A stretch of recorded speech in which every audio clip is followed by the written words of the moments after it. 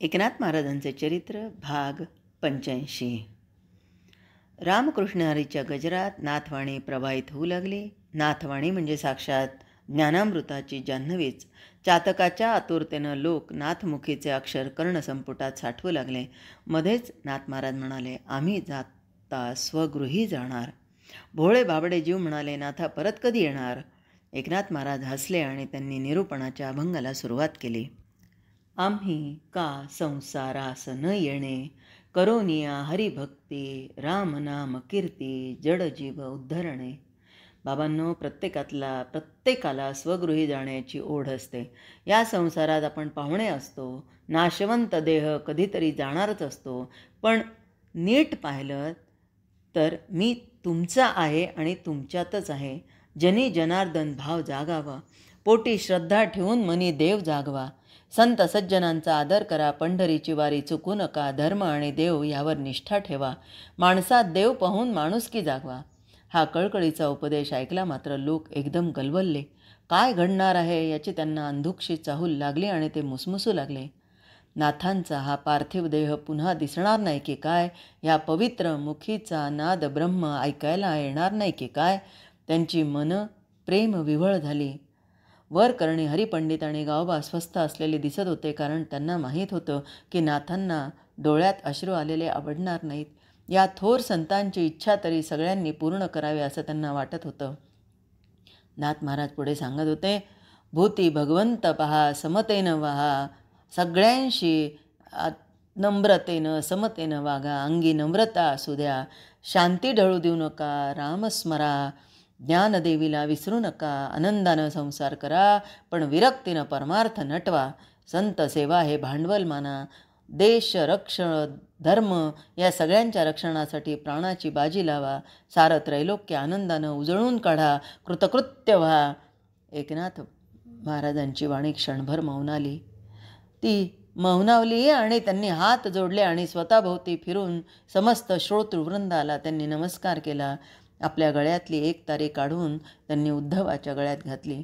उद्धवाची नजर गोंधळली. लोक म्हणू लागले, हे काय महाराज? आता राहिलेलं कीर्तन उद्धवबुवा करणार की काय?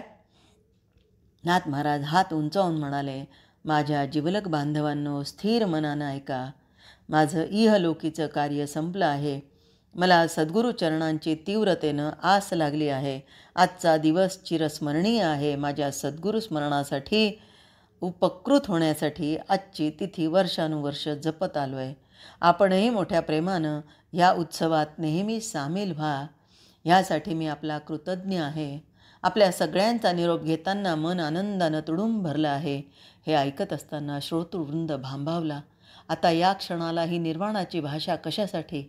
महाराजांच्या मनात आहे तरी काय? हरिपंडिताला जरी वडिलांच्या मनस्थितीची पूर्ण कल्पना असली तरी वडिलांच्या या बोलण्यानं तो गोंधळला होता. नाथ महाराज पुढे बोलतच होते, मी आता जे काय ठरवलं आहे ते पूर्ण विचारांती ठरवलं आहे. आता यात कालत्रय बदल होणं शक्य नाही. जे नियतीच्या मनात आहे तेच घडणार आहे आणि या सृष्टी चालकाच्या इच्छेप्रमाणेच मी वागणार आहे. तेव्हा कुणीही काहीही गोंधळ गडबड न करता जे जे होईल ते स्थिर चित्तानं पाहत राहा. एवढ्यात एक तरणा बांड तेजस्वी तरुण गर्दीतून वाट काढत काढत धावत धावत पुढे आला. त्याच्या हाती 2 कृष्ण कमळं होती. ती त्यानं मोठ्या श्रद्धेनं आणि अदबीनं नाथांच्या हातात दिली. एकनाथ महाराजांना साष्टांग दंडवत घालून तो म्हणाला, महाराज, ही नीलकमलं महत् प्रयासानं मी मिळवली आहेत. माझ्या गरिबाची ही सेवा आपण स्वीकारावी आणि मला उपकृत करावं. दोन्ही हातात 2 कृष्ण कमल पुष्प घेऊन नाथांनी तृप्तीनं नेत्र मिटले. एकनाथ महाराज म्हणाले, पाहिलं, याला म्हणतात प्रसाद. मी जो निर्णय मगाशी घेतला आहे त्याला ईश्वरी इच्छा ही अनुकूल आहे. कारण माझ्या एका हातात भागवतातला श्याम येऊन स्थिरावला आहे आणि दुसऱ्या हातात रामायणातला राम आला आहे. आता मला काय कमी आहे? तेवढ्यात एकनाथ महाराजांच्या मार्गदर्शनानं मार्गावर आले गृहस्थ. ते आले आणि म्हणाले, महाराज, आपला प्रपंच देवरूप आहे आणि परमार्थ हे देवरूपच आहे. त्याचाच तर हा संकेत नसेल? उंजळीत ती 2 कमलपुष्प घेऊन एकनाथ महाराज लोकाभिमुख झाले. सर्व श्रोतृवृंद गोदाकिनारी दाटीवाटीनं उभा होता. नाथांच्या मुखावलोकनासाठी आतुरला होता. लोकाभिमुख असलेले नाथ महाराज एक एक पाऊल मागे चालले होते. त्यांची पाठमोरी चाल गोदामाईकडे होती, पण दृष्टी मात्र लोक गंगेवर स्थिरावली होती.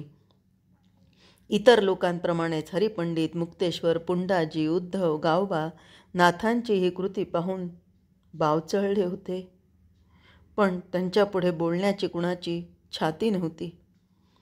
एकनाथ महाराज देहस्थितीवर नाहीत याची जाणकारांना जाणीव झाल्याशिवाय राहिली नाही.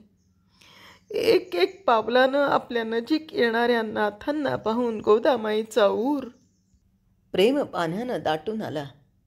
ह्या देवतुल्य लेकराला कुशीत घ्यायला ती आतुर झाली होती.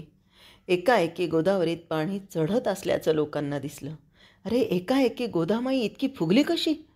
लोकांच्यात आश्चर्योद्गार निघाले. हे दाटून आलेले कृष्ण मेघ वर कुठेतरी बरसले असतील म्हणून एकाएकी पाण्याचा लोंढा आला असेल, पण पावसाचं पाणी गढुळलं कसं नाही? हे इतकं निळं कसं? ह्या सर्व लोकचर्चेत आणि त्यांच्या साश्चर्य मनस्थितीत नाथ केव्हा पाठमोरे झाले हे कुणाला कळलंच नाही. नाथ महाराज अत्यंत शांत चित्तानं संथ गतीनं गोदावरीत प्रवेश करत होते. काही बोळ्या भाविकांना वाटलं नाथ महाराज सायं स्नान करून मग कीर्तन करायला येतील आणि कीर्तनाची सांगता करतील. एकनाथ महाराजांनी आपलं उपरणं, बाराबंदी, अंगरखा, डोक्यावरचा रुमाल काढून वाळवंटात ठेवला होता. ते नीलकमलासह गोदावरीत प्रवेश करत होते. पुन्हा एक निसर्ग चमत्कार झाला. जसं अवेळी कृष्णमेघ आले तसेच ते अचानक दूरही झाले. आकाश निरभ्र झालं. पश्चिम क्षितिजी टेकलेला सूर्यनारायण एकनाथांवर दृष्टी रोखून पाहू लागला. विश्व निर्माण करणाऱ्या कारागिरीनं हे एकनाथरूपी महावस्त्र प्रपंच आणि परमार्थरूपी उभ्या आडव्या धाग्यांनी मोठ्या कुशलतेनं विणलं होतं. त्या महावस्त्रावर श्रद्धा, सेवा, भूतदया, शांती ह्या सगळ्या जरी धाग्यानं केलेलं कौशल्यपूर्ण नक्षीकाम मोठं विलोभनीय दिसत होतं. पिढ्यानुपिढ्या जपावा असं शुभ शकुनांचं कुंकू लावून ही महावस्त्ररूपी पैठणी या पवित्र पैठण नगरीत निर्माण झाली होती. ही पैठणी फक्त पैठण क्षेत्रातलंच वैभव नव्हती, तर अखिल मानव जातीला भूषणावह होती. ही पैठणी पाहून गोदावरीचं स्त्रीमन आकर्षित न झालं तरच नवल. तिला वाटलं काही जणी माझी खणानारळानं ओटी भरतात. श्रीमंत स्त्रिया क्वचितच मला साडी चोळी नेसवतात, पण पैठणी नेसण्याचं भाग्य किती जणींच्या वाट्याला येतं. मी खरी श्रीमंत होणार, भाग्यवती होणार. जे भाग्य कृतयुगात शरयूला लाभलं ते अपूर्व भाग्य मला लाभणार. भावार्थ रामायण लिहिता लिहिता हे लेकरू माझ्या कुशीत येत आहे.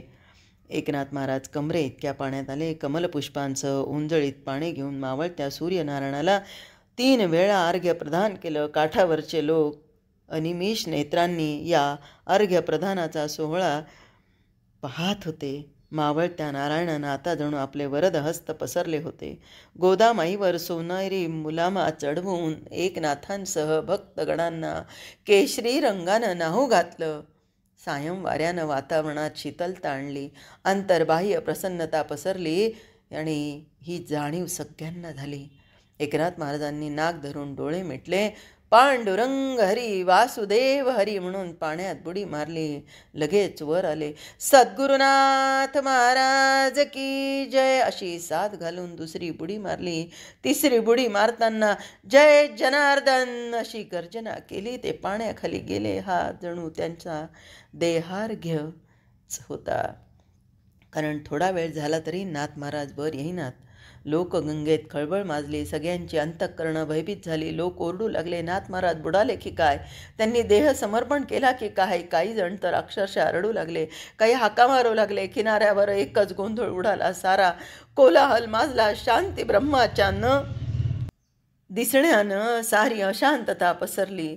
एकनाथ महाराजांनी बुडी मारली होती त्या ठिकाणी ती कृष्ण कमळ हिंदोळत होती. आसमंत निसर्ग सौंदर्यानं नाहून निघाला होता, पण सौंदर्यातली भीषणता मात्र आम जनता अनुभवित होती.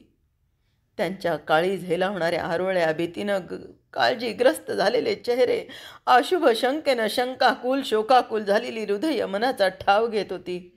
हरिपंडित, मुक्तेश्वर, प्रल्हाद, पुंडोबा तत्काळ पुढे धावली. ज्या ठिकाणी एकनाथ महाराजांनी उडी मारली होती तिथेच मुक्तेश्वर पाण्याखाली शिरला. पाण्याखाली पद्मासन घालून ध्यानमग्न बसलेले आजोबा पाहून तो आश्चर्यचकित झाला. आजोबा आगळ्या वेगळ्या तेजानं तळपत होते. मुक्तेश्वर तिथेच नतमस्तक झाला. आजोबांच्या वृत्ती स्थिर झाल्या होत्या हे मुक्तेश्वराला जाणवलं. ब्रह्मरंध्रात कोंडलेला प्राण कुडी सोडून गेला आहे. हे तेजस्वी चैतन्य अनंतात विलीन झालं आहे हे त्यानं तात्काळ जाणलं. पवित्र केवळ शांती ब्रह्म असलेल्या आपल्या आजोबांच्या पंचमहाभूतात्मक देहाला त्यानं पुन्हा नमस्कार केला. तो पाण्यावर आला. सर्व मंडळी डोळ्यात प्राण आणून पाहत होती. काय झालं, कसं झालं, का झालं, हे सगळे विचारांचे भोवरे त्यांच्या मनात फिरत होते. मुक्तेश्वरानं हरिपंडिताच्या कानात आजोबांची समाधिस्थिती सांगितली. अत्यंत शांतपणे धीर गंभीरपणे या चौघांनी नाथांचं पार्थिव शरीर पाण्याबाहेर काढून माळवंटात आणलं. कीर्तनात उच्चारलेल्या निर्वाणीच्या भाषेचा आत्ता सगळ्यांना बोध झाला. लोकांची खरी ठरली होती. आता मघाचा कोलाहल निमाला होता आणि तिथे भयग्रस्त भेसूर शांतता पसरली होती. प्रत्येकाच्या डोळ्यातून अश्रूंचा महापूर वाहत होता. एकनाथ महाराजांचा अलौकिक गुण, त्यांचे उपकार, त्यांच्या अजात शत्रुत्व वृत्तीचं त्यांना स्मरण होत होतं. अत्यंत शांतपणे प्रत्येकजण पुढे येऊन नाथ महाराजांचं दर्शन घेऊन परतत होता. त्यांच्या मुखात आता फक्त एकच नामजप होता, भानुदास एकनाथ, जनार्दन एकनाथ. चंदनाची चिता रचण्यात आली. आज फाल्गुन वद्य षष्टीला होणाऱ्या कीर्तन गजराची सांगता अशी होईल अशी कुणाला कल्पनाही नव्हती. दरवर्षी साजरी होणारी ही तिथी आज अशी मावळणार हे कुणाच्या ध्यानी मनीही नव्हतं. हरिपंडितानं अत्यंत स्थिर चित्तानं आणि शांत मनानं आपल्या शांती ब्रह्म असलेल्या पित्याला अग्नी दिला. अग्नी नारायणाच्या शिखा उंच उंच चालल्या होत्या. जणू या संत पुरुषाला स्वर्गागत नेण्यास सहाय्य करत होत्या. प्रतिष्ठांचा अनाथांचा नाथ दृष्टीआड झाला तरी त्याचं अस्तित्व पुसून टाकता येत नव्हतं. चिताग्नीला नमस्कार करणारा प्रत्येकाला वाटत होतं नाथ कुठेही गेलेले नाहीत, ते इथेच आहेत. एक श्रद्धावान पुरुष उत्स्फूर्तपणे उच्च स्वरात म्हणाला, लोक हो, दरवर्षी आपण आजची तिथी जनार्दन स्वामींच्या स्मरणार्थ साजरी करतो. आता यापुढे आपण आजच्या तिथीला, या फाल्गुन वद्य षष्ठीला नाथ षष्ठी म्हणून नामाभिधान करू आणि या दरवर्षी या पुण्यतिथीला महाराजांचं पुण्यस्मरणार्थ मोठा धार्मिक सोहळा साजरा करण्याचा संकल्प करू. हीच आजच्या दिवशीची आदरांजली. सगळ्यांनी एकमुखानं याला मान्यता दिली. जय हरी.